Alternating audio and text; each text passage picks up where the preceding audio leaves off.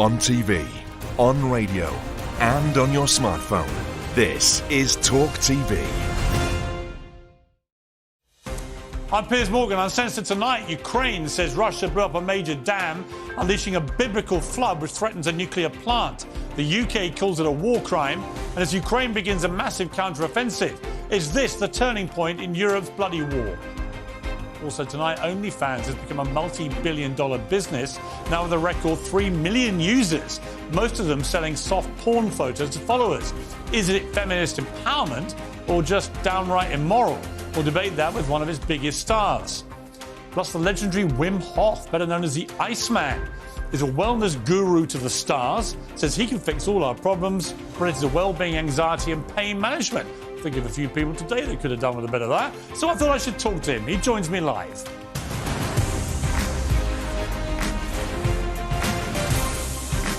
Live from the News Building in London, this is Piers Morgan Uncensored. Well, good evening from London. Welcome to Piers Morgan Uncensored, far away from the breathless talk of misbehaving TV presenters and attention-seeking reality stars and whining members of the royal family. Something remarkable is happening in Ukraine right now. Russia's little neighbour, with an army half its size, was supposed to fall under the Kremlin's rule in 3 days. Every expert told us Ukraine would be pounded off the map.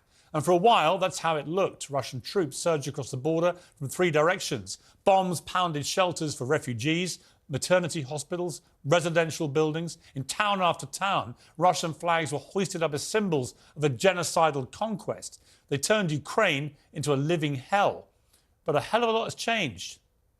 Ukrainians fought back against the Russians, facing tanks and tractors, repelling the invaders with now legendary bravery. Western arms poured in, and Putin's war machine is falling apart. We're now hearing a lot about the Ukrainian counter-offensive, and it's worth thinking about what that actually means.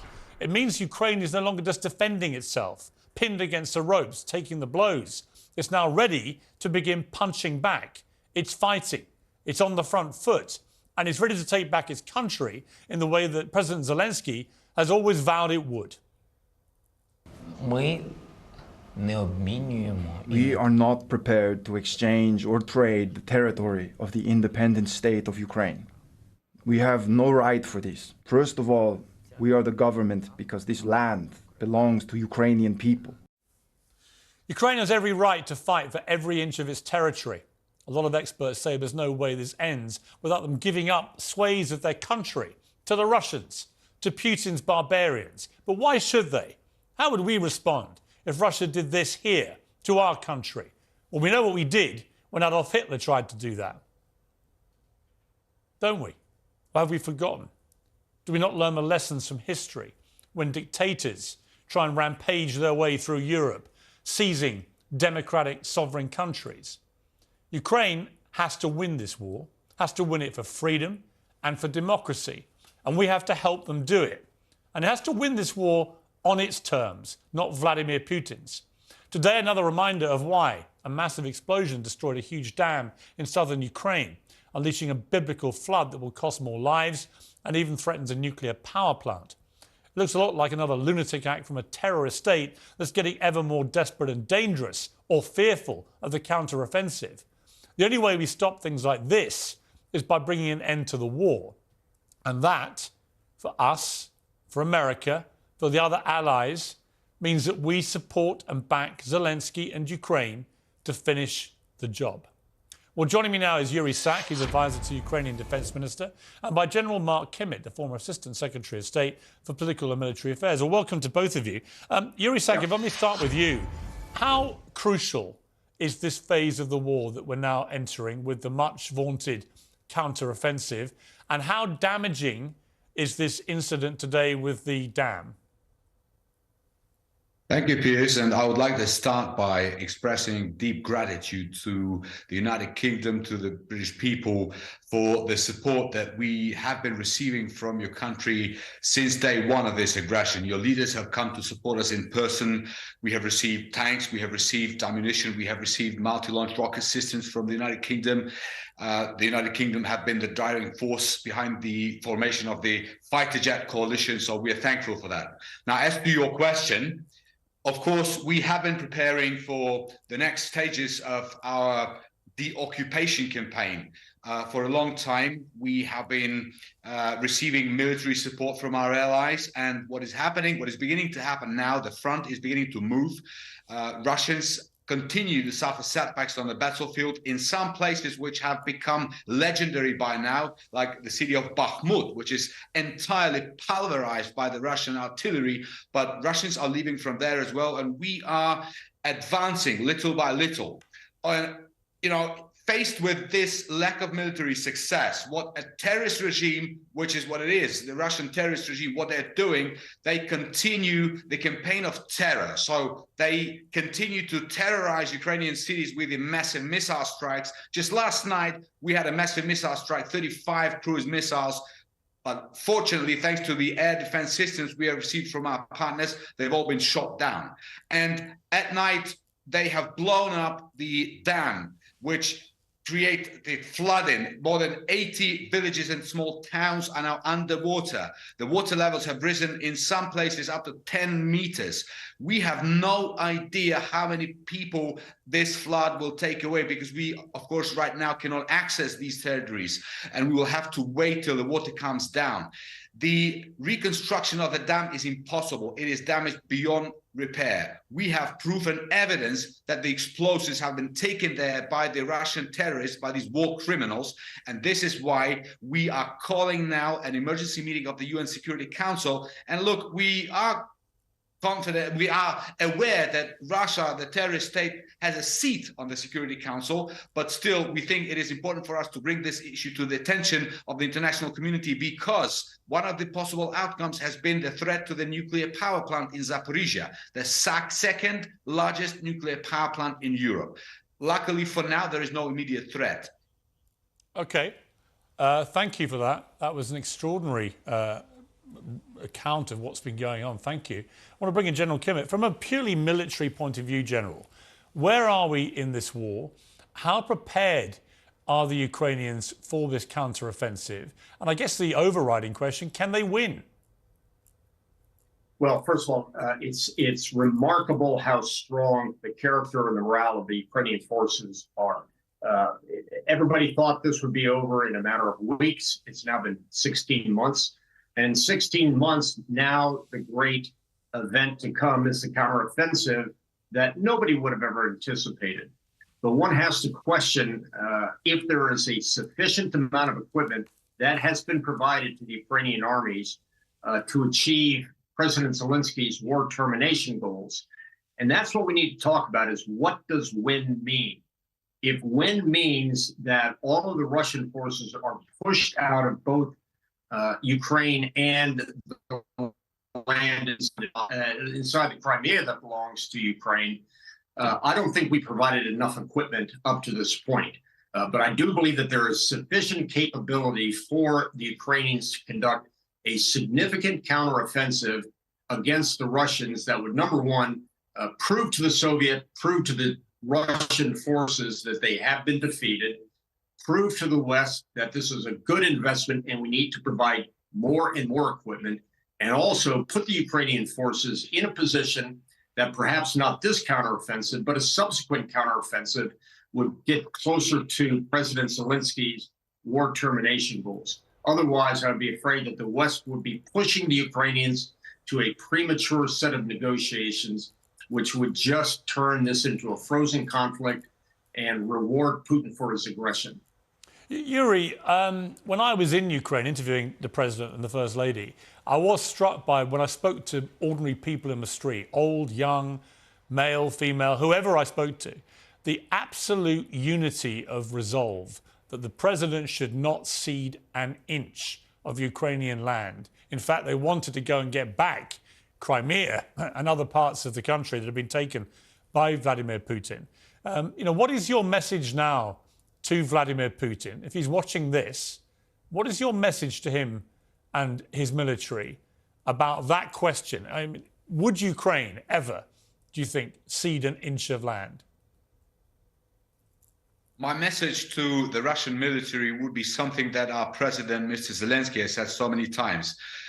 Surrender or be destroyed. this is the only two possible outcomes for these war criminals.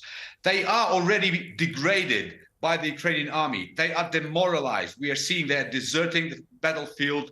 You know, by now we have killed more than 210,000 Russian soldiers on the battlefield, and the news spreads. And this is why we're seeing the beginning of the civil war in Russia. You know, all these movements, the partisans in the Belgorod region. So this is my message to the soldiers. To the terrorist number one, the leader of Kremlin, I would say, begin rehearsing your speech when you will be standing in the docks of an international war crimes tribunal, because this war criminal has already had one indictment issued against him. And after today, I think somewhere now, as we speak, another one is being written. So the leader of Kremlin and his clique, they will all stand trial. Now, as for Ukrainians, you know, we will continue to fight because we understand at the level of our DNA that this is a war of our survival. This is a historical chance for us to once and for all resolve this issue. Russia, this war has begun not in February 2022. It began not even in 2014 when Russia illegally annexed Crimea and started the war in the east of Ukraine. This is something that this genocidal maniac and monster was trying to achieve for centuries. Destroy the Ukrainian identity, destroy the Ukrainian culture, and destroy us as a nation. This will never happen. I'll give you my word for this. General Kimmett, briefly, if you don't mind, but what is the importance of this war now to the rest of the world? Are people like China, Iran, other countries watching to see what happens here? Would a victory for Putin unleash just yet more hell around the globe from people like those countries who would feel emboldened, perhaps attack Taiwan and so on? How significant is this now? I think you're exactly right. If they see aggression go rewarded, they have no reason to be deterred, no reason to stop. I think the first issue would be that, as you say, China would do an unprecedented attack into Taiwan. You'd see other dictators around the world revive their own personal aspirations for lands outside of their country. So as the defense advisor said, we must show Putin that he will not be rewarded for this illegal aggression. General, thank you very much indeed. And Yuri Sak, thank you both very much indeed for joining me. I appreciate it. Well, I'm joined in the studio by the political journalist Ava Centina and the journalist Quentin S. He's more than a journalist. He's a legend. He's a Fleet Street icon. Desperate old hack. A political journalist, a thespian writer. I mean, you're everything, aren't you? A bit of everything. Well, an all-rounder, both of them, of journalism. Too much. Quentin, what do you... I mean, I'm always very inspired when I hear the Ukrainians talk. They've got something about them that is just inspiring, that resolve, the iron determination. People weren't expecting this to be going on now. They thought Russia would roll them over. No, indeed. On the face of it, this dam's destruction is very bad news for the Ukrainians. But psychologically, I think it tells us something about the Russians. We used to talk about a scorched earth policy. This is a drenched earth policy, if you like. But the scorched earth policy, that business of destroying a country as you are retreating. And it shows that the Russians mentally are in retreat, and it shows that they're giving up on the idea of taking more of Ukraine. And Henry Kissinger made a good point last week. He said that the Russians have basically already lost or Putin has already lost, because the West no longer fears that that Russia will attack another European country. And I think that's a pretty shrewd point. The Russians have lost strategic purchase as a deterrent in a deterrent sense. And Ava, I mean, look, putting politics aside, both Boris Johnson and Rishi Sunak, and of course, very briefly, Liz Truss, we have been, as a country, emphatically behind the Ukrainians. Impressively so, I think. Yeah, I mean, but importantly, that's because Europe has so much more to lose than Putin has to gain, realistically. I mean, you know, if Russia were to take that land, what does that say for, you know, who we are as the Western world? And look, you know, this dam, I actually do think it's a lot more important than perhaps we've laid claim to. I mean, you think of the human effect of what's happening right there. All of those emergency services are going to be drawn to the area. That's a dam, the water of which, you know, cools the energy supply unit nearby. Think about all the people who've lost their homes. All these villages being absolutely catastrophic consumed, what's happened. It is. The water also was used for irrigation of the field, so it's more bad news for food prices, maybe. I want to segue to something much more trivial, but interesting nonetheless. Michael Sheen, one of the great Welsh actors, said he's found it very hard to accept when Welsh characters are not played by Welsh actors, and has criticised what he calls posh stars cast in working class roles. Now, we did a bit of research into Mr. Sheen. I think we've got some of his roles here, which we can show you. Let's have a look. It's a VT. As far as I'm concerned, the first thing you can do for me is to chuck all your medals and all your caps and all your pots and all your pans into the biggest flipping dustbin you can find. Bella is alive after all. Isn't that wonderful? I love a happy ending. You bad angels. Well, to recap, we found 10. He played Brian Clough, a Yorkshireman, Tony Blair, a Scot, David Frost, Englishman, H.G. Wells, Englishman, William H. Masters, American, Sigmund Freud, a Czech, Nero, an Italian, Hamlet, a Dane, Mozart, an Austrian, Jesus Christ, a Palestinian. His Hamlet wasn't very good. But I rest my case, Quentin. He's a good actor, though. He's a good actor, but I think... But isn't that the point? He's a great actor that can play all these parts. Exactly. I don't scream when I hear a Welshman playing Tony Blair in a Blair accent. What's he on about? I think Michael is being what the Welsh would call a pillock. What is that? Pillock. Do I need to follow? And I mean, it's a ludicrous proposition, really, because actually it's very self-defeating. There are very few Welsh parts in world drama, so he may be doing himself out of a job, because if only Welsh can play Welsh, then that means, you know... Hey, but what about this point about posh stars cast in working-class roles? Is there a point to that? I mean, this is a reverberating debate, isn't it? Should only disabled actors play disabled roles and so on and so on. What about the posh v working-class part? The point is representation. So this whole Welsh argument is silly, but the point being that if you grow up in a small village in Wales, you don't have access to getting into acting, you don't have the transport links, you don't have the money to go into it. You know, perhaps that may be children who've been born into London, you know. Two words for you. And they were words of a man I had a wonderful 40-minute private chat with at a dinner party the other night. Michael Caine. You don't get a more working-class actor than Michael Caine. 150-something movies, he told me, he's made, playing, you know, often... I don't know if I could name one. Michael Caine? I'm actually not sure I could. I don't know if I could. Harry Palmer? Do you know what? That is actually... I've sent people out for less than that. I have. And banned them. You might get a suspension.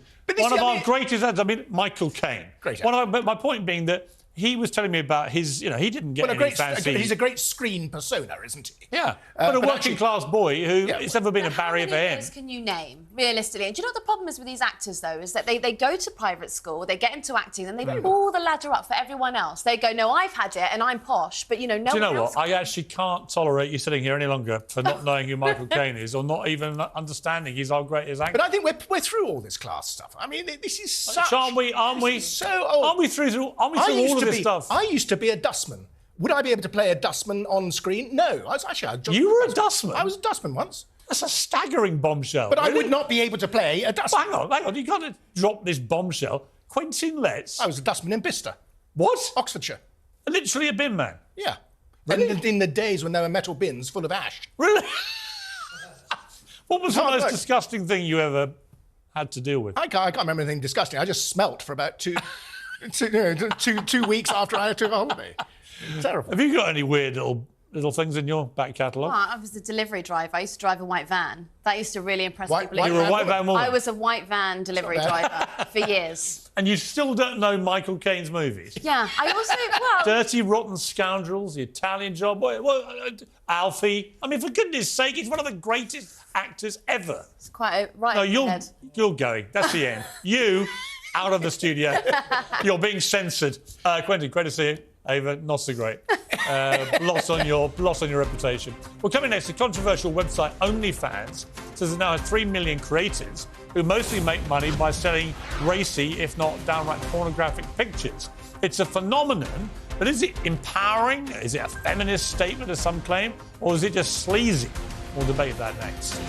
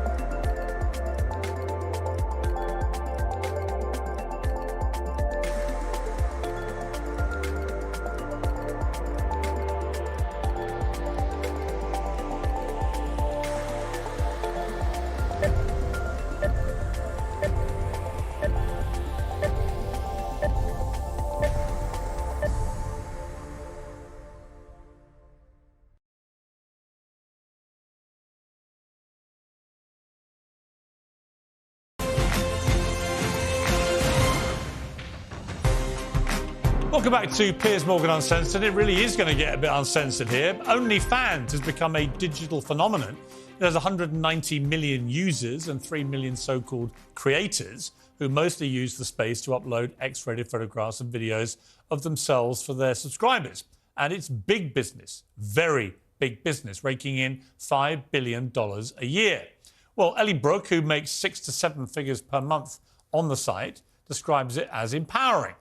But after years of fighting back against the objective use of women in newspapers, magazines and as cheerleaders in sport, isn't it just, well, a bit of a backward step? Well, joining me now is OnlyFans creator Elle Brooke. I did ask you and then got it wrong, didn't I? Yeah. And the host of the Blair White Project, Blair White, over in the States. So welcome to both of you. All right, Elle, now tell me about yourself. Yeah. What were you before you did this? I was a law student, and now I'm a TikToker. At university? Yeah, Uni of Southampton. So did you graduate or? No. I dropped out to do OnlyFans because I was making a lot of money. So I was like, why am I doing reading? Studying to be a lawyer? Yes. And then you start doing OnlyFans while you're at university? Yes. What made you get into it?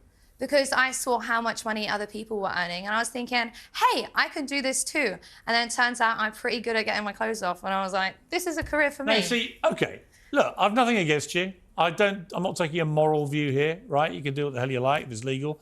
I'm just disappointed that someone like you, who's obviously got a great brain, training to be a law student at university, decides to pack it all in to just take your clothes off for perfect strangers on OnlyFans. Why? Because I wouldn't have made loads of money as a solicitor anyway. Like, I would have earned money, yes, but I earned that in 2 weeks now. And I earned that throughout uni. How much do you make? I mean, how much money do you make? I earn a lot. How much do you make? Maybe like double that? Well, we won't get into what I earn, but what do you earn? I earn a lot of money. Well, give me a number. Well, I don't want to give a specific number, but why not? I'm 0.01 on OnlyFans, so I'm as top as it gets. What does that mean? It means you are the best of the best. 0.01%. Best of the best of what? OnlyFans creators in monetary terms. Why are you so good? Because I'm really good looking.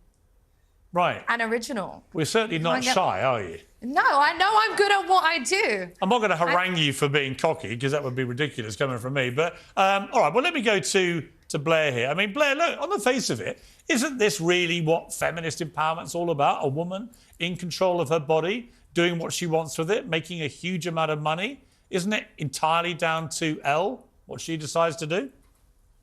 It absolutely is up to Elle to do whatever she wants to do in her professional career. And I don't have any issue with adults doing what they want, entering sex work. However, unfortunately, I think the way in which OnlyFans is often discussed in public makes it out to be this quick get-rich scheme. It reeks of a pyramid scheme. And oftentimes young girls find themselves following this fool's gold rush and not really understanding the consequences of it. So here's some information that I feel like young girls should arm themselves with. The average registered OnlyFans creator makes only $180 a month. That's the average. So we're not discussing Elle in that, obviously, but that is the average. Making about $2,500 a month puts you in the top 1%, which adds up to $15 an hour, which is the same or less than McDonald's pays. So oftentimes these young girls find themselves, entering sex work thinking that it's going to be financially, beneficial for them. And they end up making less than a fast food worker, but they still take on the entire stigma of being involved in sex work and oftentimes can't find employment afterwards. So my only issue is people doing these things without having, themselves armed with the information. And I think everyone should know what Yeah, I mean, look, you make some good points. I mean, what do your family think of this? I mean, they must be incredibly disappointed, surely, that you backed in a potentially really successful career as a lawyer to do this. My dad is dead and my mum is on my payroll. My family are fine. Your mum's on your payroll? My mum is on my payroll. In what? Doing what? Admin. What does that mean? It's just behind the scenes work. She doesn't do anything rude or anything. So she loves you doing this? Well, she doesn't praise it at the pub like, woohoo, my daughter does OnlyFans, but she's supportive. She knows that I'm over 18, I can do what the hell I want.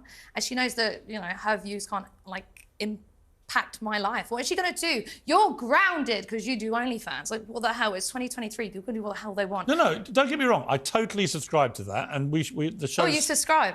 I don't subscribe to you, but I haven't bestowed you that honour yet. No, but look, I think this show's called Uncensored. You can do what the hell you like. I don't care. But I'm just curious about you being someone who embarked on a law career, was obviously very bright, went to university, packed it in just for money to be effectively an online stripper. I mean, that's what you do, right? Yeah. Way worse than an online stripper. But what do you mean way worse? Way worse. Online strippers just, you know, naked. I do things that are way more grotesque than just that. Pornography? Pornography, anything. But it's all within what I want to do, and I absolutely love it, and I'm really good at it. You know, I could be a good lawyer, yes, but also am I good at doing other things on video and camera? How would you feel when you want to have kids yourself? Well, I mean, I don't really want kids right now. But at least you will do. How old are you? 25. Right, so you will do at some stage, probably, right? Maybe. When you do, you're going to be proud that you have your little ones and they look at you and go, didn't you want to be a lawyer, Mummy? What happened? Yeah. And you go, here, but look at all my stuff. They can cry in a Ferrari.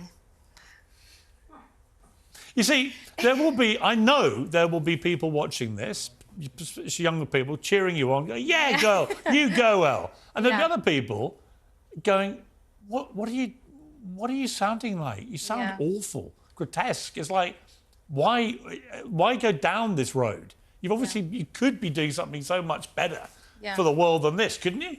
No, I've been so like sexually open since I was at school, and if you met anyone in my year group, they would be like, you were absolutely made to do this. And I think if you put your mind to something, then you can absolutely achieve it. Like, look at me, with a little bit of good looks and hard work, you can become a millionaire. Blair, look, you know, play devil's advocate, Blair. I mean, look, you know, I saw you rolling your eyes, but the bottom line is she's making millions doing what she enjoys doing.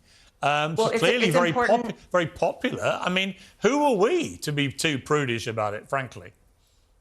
It's nothing to do with Elle, but I think it's important to state that it's not just about having good looks and a little bit of work ethic, because oftentimes, like I just said, you could be incredibly good looking on OnlyFans and only bring in $180 a month and still take on the entire stigma of doing sex work. So while it's important to, you know, say that everyone can do what they want, we do have to acknowledge that Elle is the exception, not the rule. And oftentimes these young girls, sometimes on their 18th birthday, are being misled into joining this site that completely demolishes any prospects of future employment for them, and often statistically any chances of having relationships. A lot of OnlyFans girls are actually regretting being on the website, coming forward and saying they can't get a job now and they can't get a date, and they never even made the money to justify doing it. That's a good I'm so point. happy for Elle, but that's the exception to the rule. Okay, yeah, let me ask you on that point. I mean, do you have a man or not? You want a man? No, I'm single at the moment. But can I just point out that people fail at jobs all the time? Like, just because you didn't make it as an actor, do you regret being an actor? Like, so many companies go busk, and like,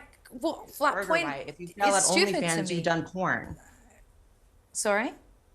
I said, but if you fail at McDonald's, you didn't flip a burger correctly for a customer. If you fail at OnlyFans, there's videos and pictures of you having sex or being naked on the internet forever. There's much worse consequences. You make that choice. It's not like loads of people fail. No, I know, if you make but that you should choice make of the getting choice naked, armed then you with the can information. But you should be armed with the information, is what I'm saying. You do what make does it a choice, say, though, Elle? I absolutely. mean, honestly, we've got to wrap it up, but what does it say about society where a bright young woman like you, right, decides to abandon a career and a fantastic career as a lawyer to do this just because it's making you money online? What does it say about the way society's gone?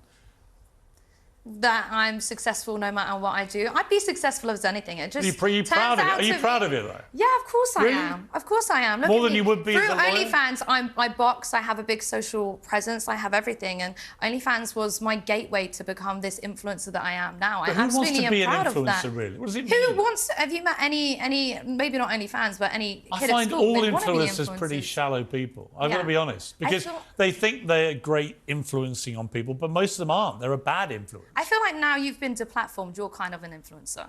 Really? Yeah, In I'd what say way? so.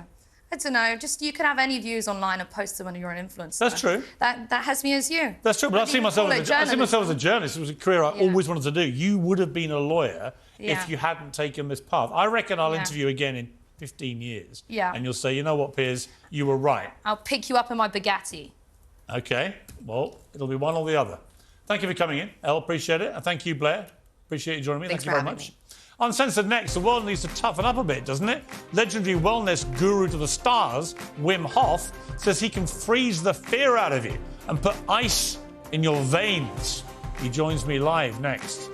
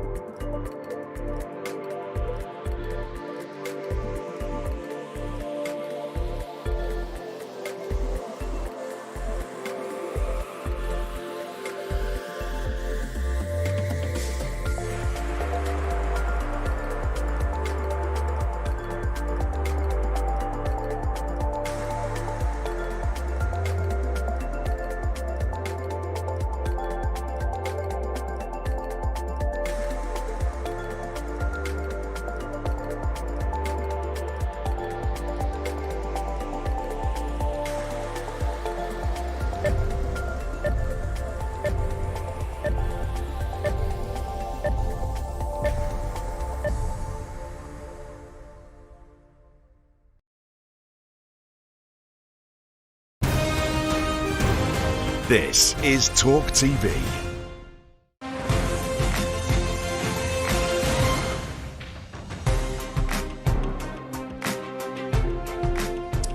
Over the last 2 years, the worldwide wellness industry has exploded in popularity and profitability. Today, it's estimated to be worth around $4.2 trillion a year. But if you thought it was all about Gwyneth Paltrow's intimately scented candles or supping kale smoothies while adopting the downward dog, then my next guest is here to put you right. Wim Hof is the Dutch lifestyle guru whose radical extreme cold therapy method has made him a Sunday Times bestselling author and motivational speaker to millions. More importantly, in a world of snowflakes, his promise to freeze the fear by putting ice in our veins is surely needed more than ever. I'm thrilled to say the Iceman joins me now. Well, welcome to Piers Morgan Uncensored. Wim, thank you very much indeed for joining me.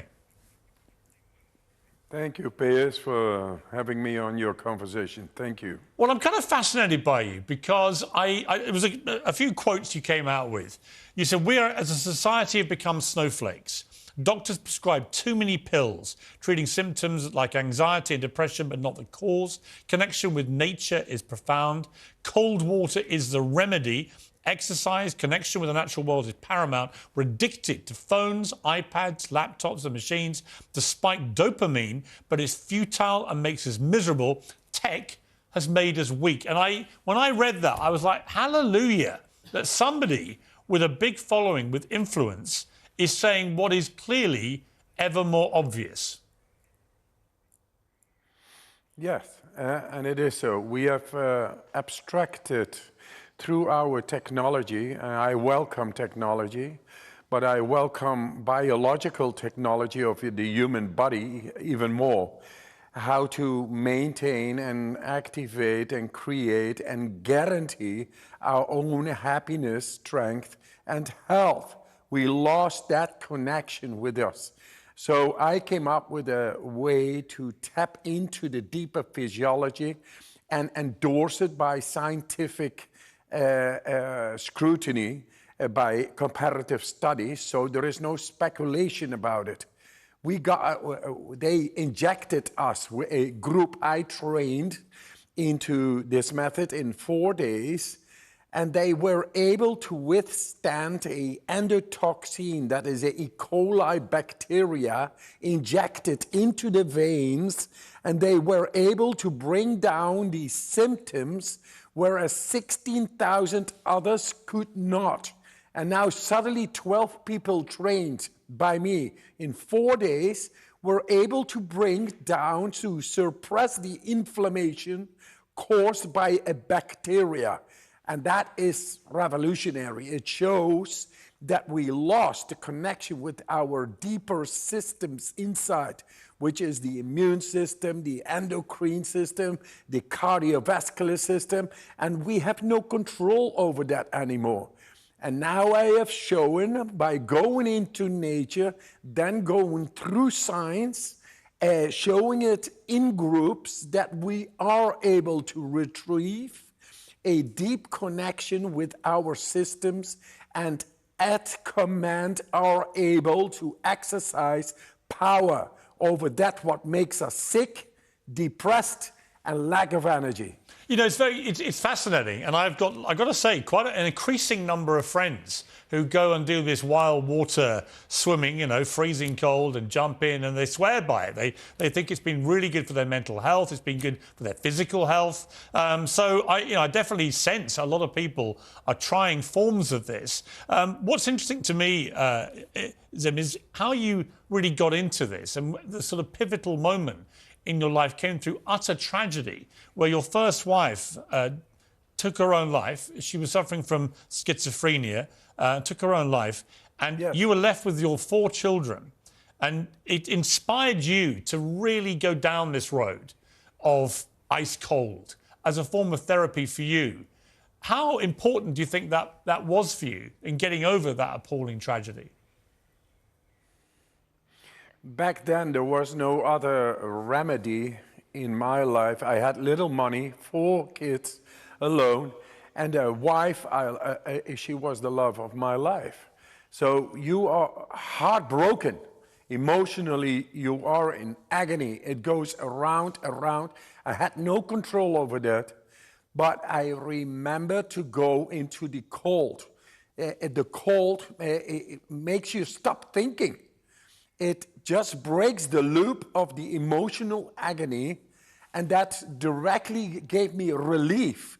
Just a little time without being into that loop was able to bring about this healing from the inside. So, of course, I went on doing this all the time since 95, and I did it very consciously because I had to bring up 4 kids alone with little money. The cold, I tell you, Piers, the cold and the breathing techniques, they gave me all the bloody energy to make a warm nest for my children. Amazing. And make me able to process all the emotional agony. And now I say what back then all the psychiatrists did not know. I am working right now with the best psychiatrists of the world to show that we are so much more capable to tap into our emotional agony and learn to process trauma. We got him. We got him, and I want to bring it. And therefore, I thank you for me bring it through your show to so many people. Well, I think, honestly, more. I think it's I think it's really interesting. And never mind anything else, you've broken 21 Guinness World Records, including, I'm going to read some of these out, running a half marathon above the Arctic Circle barefoot in shorts, swimming underneath ice for 66 metres, hanging on one finger at an altitude of 2,000 metres, climbing the highest mountains in the world while wearing, again, only shorts, and standing on a container while covered with ice cubes for more than 112 minutes. Now, apart from the fact that you're clearly, well, you're different to the rest of us, is how I would put it politely, which of those was the hardest? The hardest is where it was most impressive. Every time I do a world record, I am ready to take on fully 100% of my body and mind. I know how to do that. I learned how to climb without gear, steep walls. I learned to trust myself, breath hold, and swim 60, 70, 80 meters under the ice.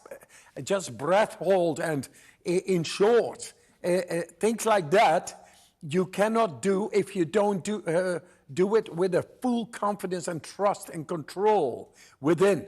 So my twin brother, my identical twin brother, is absolutely not able to do what I do.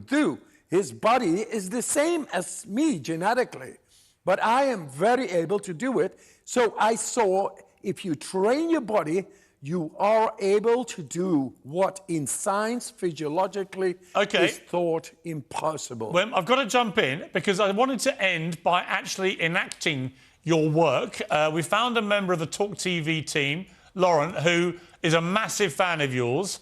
And we thought if he's such a big fan, we'd strip him down and chuck him in to an ice bucket at the top of our building. So, Lauren, as a tribute to Wim Hof, and thank you, Wim, very much indeed for coming on Piers Morgan Uncensored, we have a very uncensored member of Talk TV's team about to ice himself, hopefully not to death. Take it away, Lauren. Cheers, Piers. Right. Good luck, Lauren. Breathe deep. In control. You.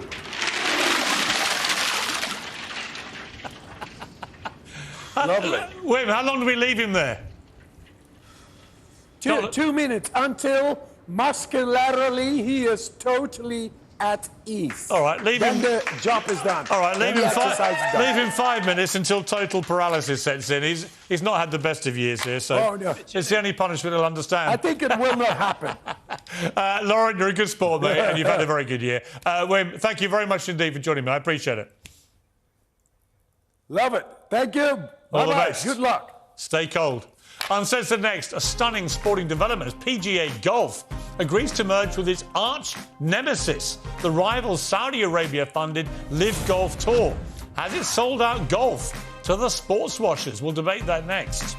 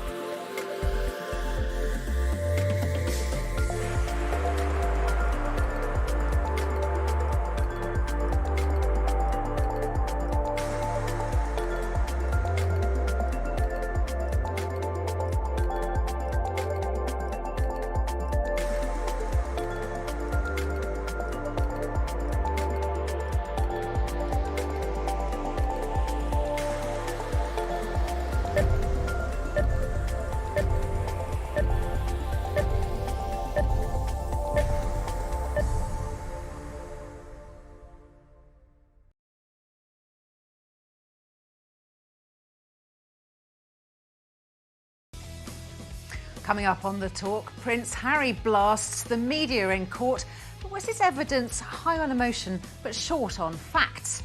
MPs grill an ITV bigwig over the company's handling of the Philip Schofield scandal.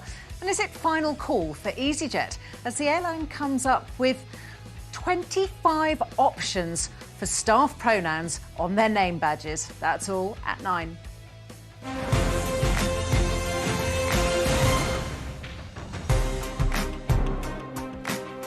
Well, welcome back to Piers Morgan Uncensored. The PGA Tour and LIV Golf just entered a shocking, unprecedented and very unexpected merger after a year of bitter dispute, legal action, disruption to the men's game and questions surrounding human rights. The two sides today suddenly announced they're going to be best friends.